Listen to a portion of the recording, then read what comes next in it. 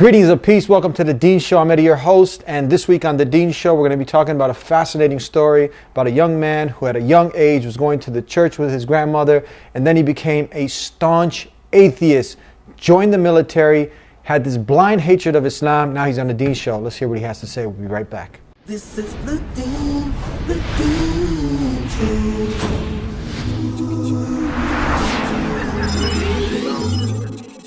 This is the Dean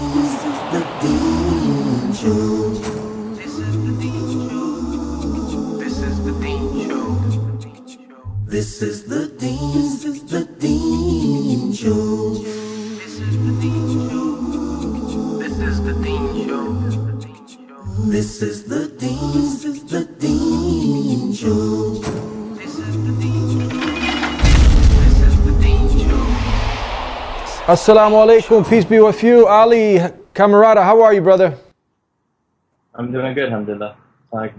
All right. Now, when I opened the show, I talked about you formerly being in the military, white American, was a staunch atheist, then a born-again Christian. Is this pretty much how it happened? The steps? Throughout high school I became an atheist, and later on a Christian again before researching Islam after 9/11, yes. Let's start from when your grandma used to take you to church. Let's start from those days. Okay. Well, when I was a little kid, my grandma was the most religious person in the family. She used to take me to church almost every Sunday. She was Lutheran. I went to the Bible study on Wednesdays and basically spent my summers, in Christian groups and Bible studies and things like that. Yeah. So that was good, yeah. So around how old were you at that time? This was ever since I was little, or as far as I can remember, until later when I got to about like middle school age or so. That's when I really didn't go to those events as much going into high school. So how do you go from grandma taking you to the church to becoming not only an atheist, really a staunch atheist, as you mentioned?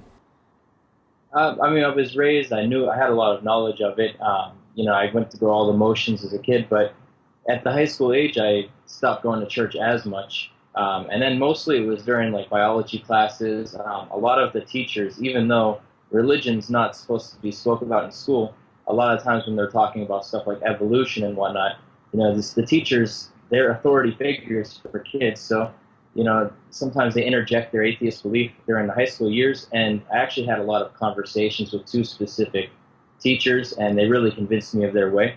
So when I was maybe about 14 or 15 or so, I made a decision that atheism is the truth, that it's based on science, and everybody else is just crazy nut jobs to believe anything else. And I've basically made my mind up that in order to be religious, you have to turn your mind off. And from there on, I basically was very against religion for a few years. So you totally, at that point, left religion altogether? Yeah, I had taken maybe 1 or 2 years before becoming an atheist where I wasn't really practicing as a Christian. And then when I became an atheist, my basic outlook was that everybody who believes in religion, they must be, not able to think, or they must not know science or something along those lines. Now, what did Grandma have to say about this after you told her that you made this decision? I didn't really have any discussions with her about that. It was my grandma, but, it was mostly something that I talked with people my own age about. I wasn't pushing that on anybody at the time. It was just something that I mostly believed strongly myself. From there, you went on to join the military. Tell us about this. I joined the military early. When I was 17, right after my birthday, I did the early enrollment, which means that you get to do half the training. You got to finish high school and then go back for the other half. I signed up, they were going to pay for the college. I had no problem with the Army. I thought it would be a good experience, good for career path, good for paying for college, obviously, and other things, but also because I felt like it was a good move responsibility-wise. And after joining the military, that's when I went to basic training when I was 17. This was all before I was Muslim. Now, and this was, you joined the military, was this before 9/11 or after 9/11? This was actually the year of 9/11, but in March that year, so it was right after I turned 17, before 9/11. So was the hostilities that we see towards Islam and Muslims, was it anywhere near where it is today back then? I grew up in a medium-sized city, and Erie, Pennsylvania has about 1 million people, but I never met a Muslim my whole life growing up.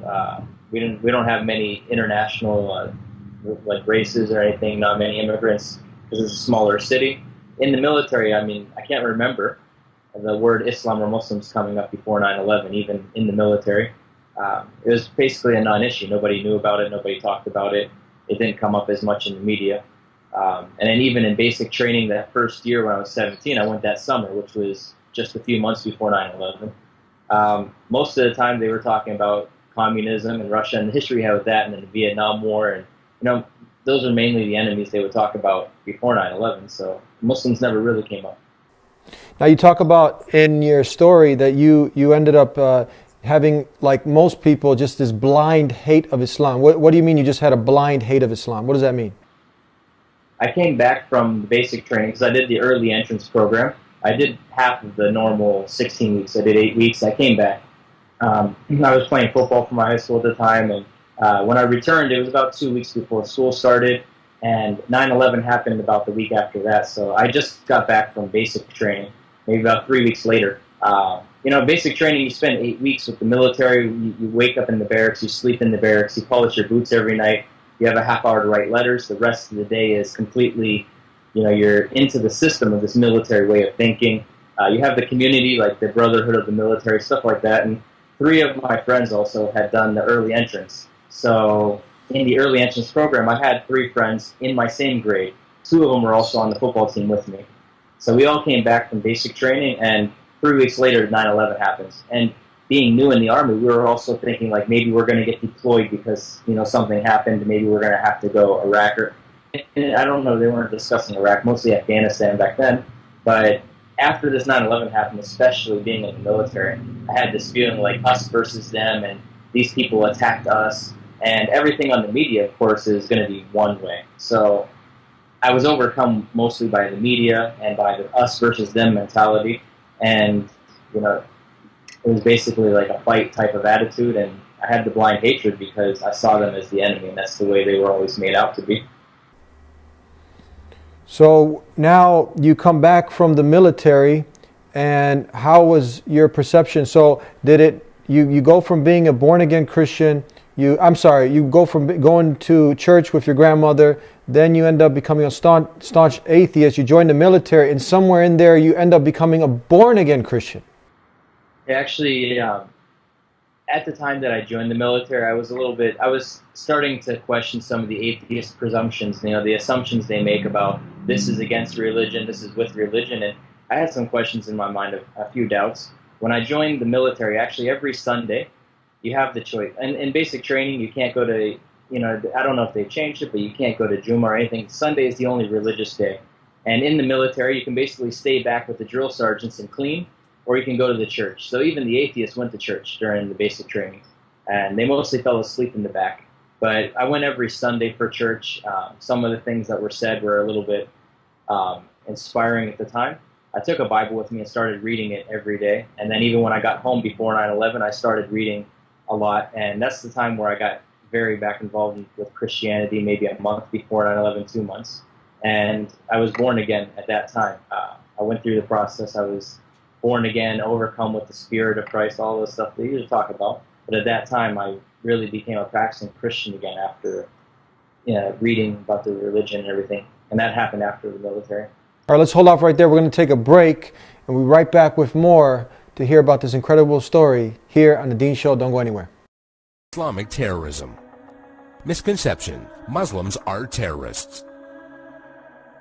This is by far the biggest misconception of Islam, given unfairly by stereotyping and the public image that the media gives. Has anyone else noticed how when a specific group of people attack another group of people, it is labeled as a hate crime, but when a Muslim opens fire on anybody, it is quickly regarded as terrorism?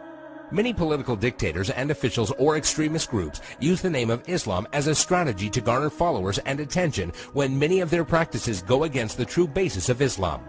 The media has also portrayed Islam as a cult or a club where if you join you become a terrorist, and that is now part of your agenda. However, all over the world people practice Islam in the true form and use it as a way of life.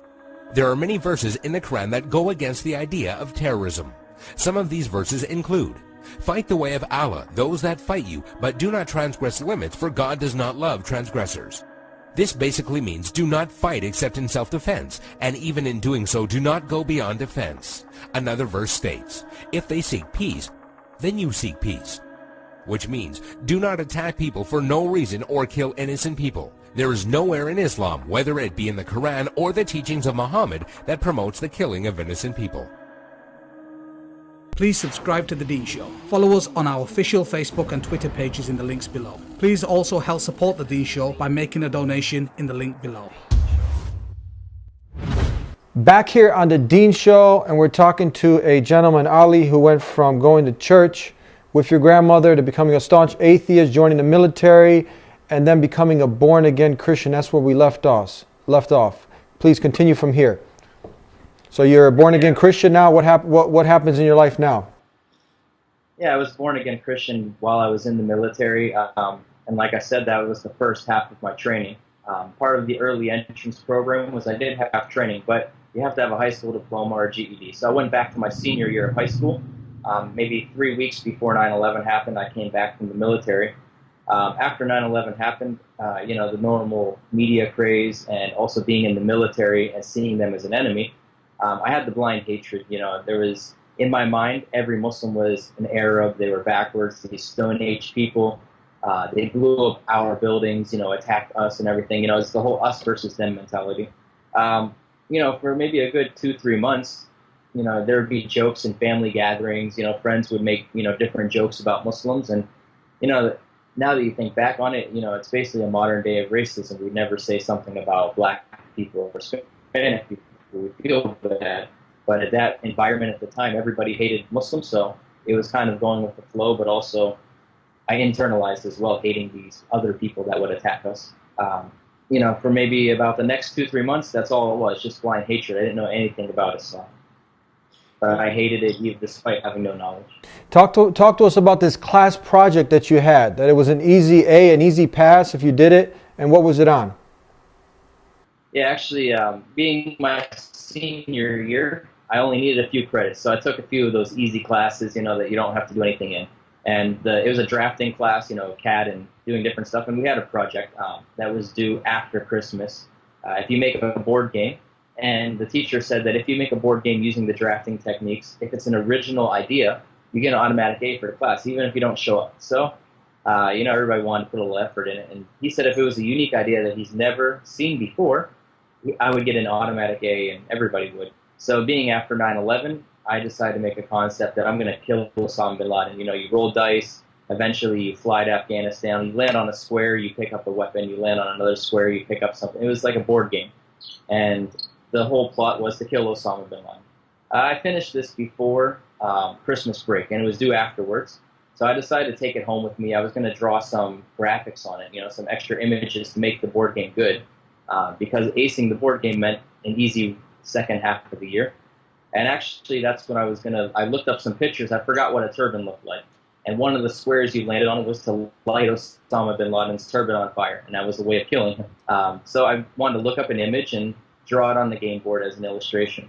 And that's actually when I jumped on Google, started typing in turbans. And one of the first sites I came across was the IslamGuide.com, the brief illustrated guide to Islam. And I remember one paragraph specifically. It may have been the first or the second. But it said that Islam believes in the prophets like Adam and Noah and Abraham and Lot and Moses and Jesus. And that blew me back, because all I ever heard is that these people believe that the more disbelievers they kill before they die, the better they're in heaven, the 72 virgins and everything. So reading that they believe in the prophets was shocking to me, because I had a blind hatred but no knowledge. So once I saw that, I realized, I hate these people, but I don't even really know what I'm hating. I mean, how can you truly hate something if you don't know it? And then combined with my being born again for about the last maybe 5-6 months at the time, I also asked myself, how can I truly call myself a Christian if that's the only religion I ever even knew anything about? And I was confident in Christianity. I said, I'm going to know more about these Muslims because they're bad people, but I want to understand them. But also, Christianity is the truth, so no matter what I read, I'm still going to be a Christian. I'm still going to reaffirm my faith. So that's when I started reading, and that was basically the first day of Christmas vacation. So I had no school for a week or two, and I just started reading, basically nonstop for a week or two. And that was my first exposure to Islam. I never met a Muslim. I didn't even know they believed in the prophets. And then that was basically from zero, I started reading. Tell us about Joseph. You mentioned a retired 20-year veteran who was in the Navy. He was also a Muslim that you hooked up with. Tell us about this experience. Okay. Yeah, from where I left off, the part of reading, basically I started reading a couple of days before Christmas or around Christmas. I ended up becoming Muslim after 1 week because I dedicated myself to reading 10, 12, even 14 hours a day from waking to sleeping. And I became Muslim after learning about it. But after that, I didn't tell anybody. I told some people online. Some of the support groups that are around now, even like Facebook, stuff like that, wasn't available back then. So I kept Islam to myself. I emailed an MSA and got an email back that, hey, there's not really an MSA. It was just 2 of us and we graduated. But I have a couple friends you can talk to. And he was one of the guys I ended up finding through AOL Instant Messenger. And he was working for CARE down in Washington, D.C. at the time, about a 7-hour drive away from me. And I remember mentioning to him I was military, he was military, and we both converted. And he said, so how's your Muslim community? I was like, what do you mean? I haven't met a Muslim yet. And actually, the brother, mashallah, may Allah reward him, instantly he was like, what? You didn't meet a Muslim? You need to meet a Muslim. So he actually drove up 7 hours to meet me. We ate some Chinese food together. He gave me a couple things. And another brother from New Jersey actually mailed me some stuff from an Islamic bookstore website. And then after meeting him, he said, hey, I got work in the morning. I go. So I only saw him for an hour. But mashallah, brother drove to see me. And that gave me a good impression of brotherhood early on. Because at the time, I still hadn't told any of my family and friends that I was Muslim. They actually found out about 4 months later. Do you still keep in contact with Joseph? Yeah, I see him online. Now we're in different countries and stuff, but I still contact him as much as we can. We're both kind of busy, but, over Facebook and chatting, I see him. You want to give him the salams before we go to break? To Joseph, that was actually the first Muslim, white American, who accepted Islam. Go ahead. This salam's for you, Joseph, if you're out there, from our brother Ali. All right, we're going to be right back with more of this wonderful story here on The Dean Show. Don't go anywhere. Please subscribe to The Dean Show. Follow us on our official Facebook and Twitter pages in the links below. Please also help support The Dean Show by making a donation in the link below. Back here on The Dean Show, and we left off with Joseph coming to see you, right? And then, so before that, you already had accepted. You accepted that there's nothing worthy of worship except the creator of the heavens and the earth, the same God that Jesus worshiped, Moses, Abraham. You weren't doing anything different. You even have a beard now. I mean, this is a part of Islam, but some people tuning in, a lot of the not yet Muslims, they heard you say Osama bin Laden, and they've heard 9/11, they see you with a big beard, Muslim. I mean, that's like a formula for a disaster for some people. What do you have to say when people, they have these negative perceptions of Islam due to the negative propaganda? What do you say to them? I can bear witness myself that I was in the military. I was, I didn't convert to be a terrorist or anything like that. I had a healthy hate for, anybody that would kill innocent lives. After becoming Muslim, I've met plenty of ex-military, actually, I have yet to meet a single terrorist, actually. I've become Muslim, I've practiced in religion, I go to 10, 20, 30 different masjids since I've been Muslim, too many to count. I have yet to meet a terrorist, so, anybody that tries to say, oh yeah, you have thousands of terrorists, there's 2 billion Muslims, so what is that, it's like a decimal point, 5 zeros, and then a 1%, It's something that definitely people perceive it to be something that's common, but it's not. Even the FBI said only 6% of terrorists are actually Muslim. So as much as the news hypes it up, it's not much really. I haven't met one, and Islam's never taught me to blow anything up. So Islam's never taught you to blow anything up, but it's taught you how to live a good, righteous, wholesome life. Let's talk about that. The purity of Islam. Islam is definitely the fact. After converting to Islam, I was. Yeah. Go ahead. Yeah, after converting to Islam, I was a little bit afraid to tell my family, my friends. There was a lot of negative stigma. Despite the peaceful teachings, despite the good way of life and morals of Islam, there was still a stigma. It was, it was worse than anything else you could tell your family, hey, I became Muslim. So maybe for about 4 months, I was learning the religion slowly at the time. I didn't know. I remember eating some pork a couple weeks after becoming Muslim, and a Muslim online saying, hey, what'd you do? You're not allowed to do that. So, I learned over time, bit by bit. But finally, when I told my family, I wasn't eating pork, and they asked why, and it came out that, hey, I'm Muslim. So, there was a tough 1 or 2 months. Even my parents, they said, this is just a phase. When you go back to the military this coming summer, you're going to come back to normal. They thought it was, like a teenager going through a phase. And then after going to the military, I definitely had some run-ins with people since I declared my religion as Islam on my dog tags and everything. That was the first summer after 9/11. So there was a lot of people who voluntarily joined the army just to fight Muslims. And here I was, the only Muslim in the basic training unit.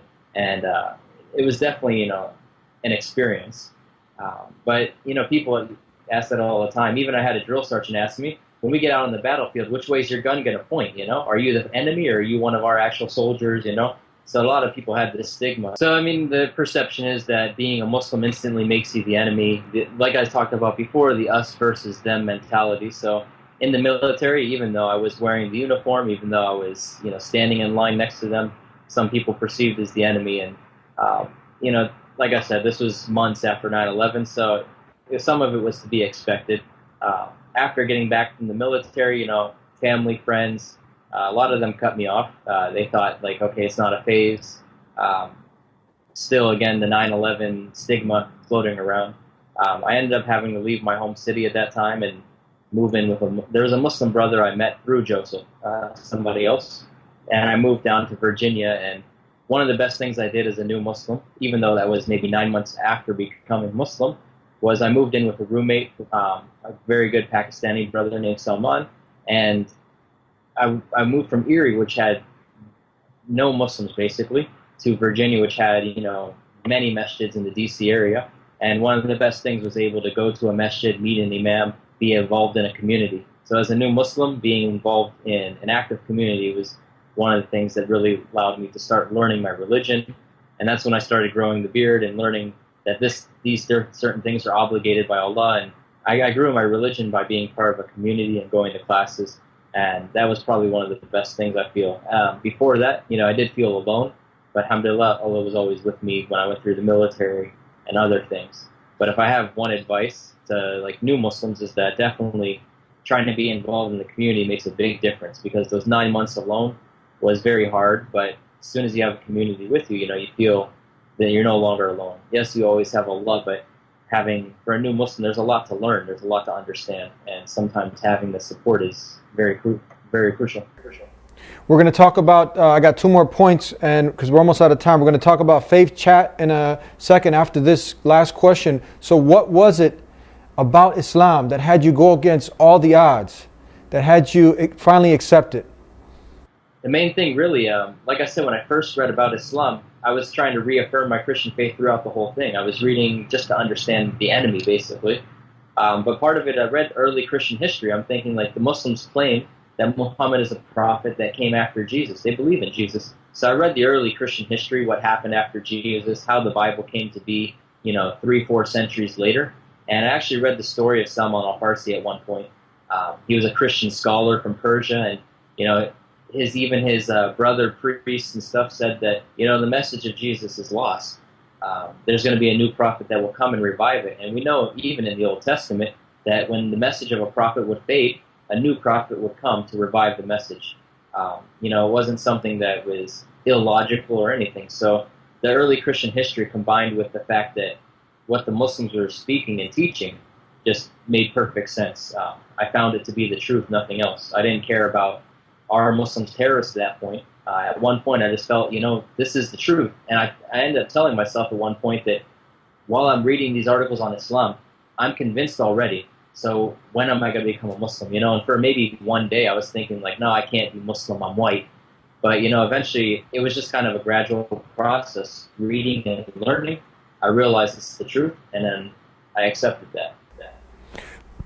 Last thing I want to talk about, we have 30 seconds left. Tell us about the New Muslim Academy, and also where people can hook up with you at faithchat.com. Yeah, actually, one of my first teachers in Virginia, Yusuf Idris, he runs the New Muslim Academy. It's one of the best online resources for after the Shahada. Before the Shahada, when you're not a Muslim yet, faithchat.com, we have a live team and some articles, and we try to spread the message of Islam to those who don't know it yet, just like I did at one point. So if anyone has any questions now, maybe that person's a blind hater, but they like what we have to say, they're really inquisitive now, they want to learn more, they can hook up with you at faithchat.com. Yes. Okay, thank you so much for being with us, brother. It was a pleasure. Peace be with you. Assalamu alaikum. Wa alaikum salam. Thank you, Ali, for being with us here on The Deen Show. What an incredible story. Don't forget newmuslimacademy.com. And if you want to hook up with him, faithchat.com. I get fascinated every time I hear an individual come on and share their story, because there are so many people. Without a doubt, Islam is something rational, logical. And if you look into it, if you put this blind hatred, this racism, this animosity that you might have, that's really based on a false fear. But like he did, he really looked into Islam. He looked at the evidence of it. It's pure message of monotheism. It's called to do good, to live a righteous life. It doesn't call you to blow yourself up or anybody. It doesn't call you to terrorism and all these other things that are associated with it. And with all the negative propaganda, it still continues to be the fastest growing way of life in the world. Why is that? Why is that? You got to ask yourself. So you learn that, once he saw the similarities, he saw that Islam, submission to the will of the Creator, not the creation, that he saw calls Muslims to believe in Moses, Abraham, Jesus, the last and final messenger, Prophet Muhammad, peace be upon him, and you can put it all together from the beginning. That they didn't come with different religions. They all came with the same simple message, the same way of life, that you submit yourself entirely to the one who created you. You don't worship a man, a woman, a stick, a stone, a bone. No, Jesus, peace be upon him, who we love and revere, he never, it's a lie. If you've been taught that, you've been brought up to believe that he's God, a literal son of God, this is a blatant lie. He never, why is it a lie, Eddie? Because Jesus never, ever called people to worship himself. He was sent by God with a message from God, calling the people to worship God. Don't make it out to be something it isn't. And don't put words in his mouth, because Jesus, peace be upon him, he was subordinate to God. He worshiped God. He prayed to God. He ate food and went to the bathroom. He wasn't God.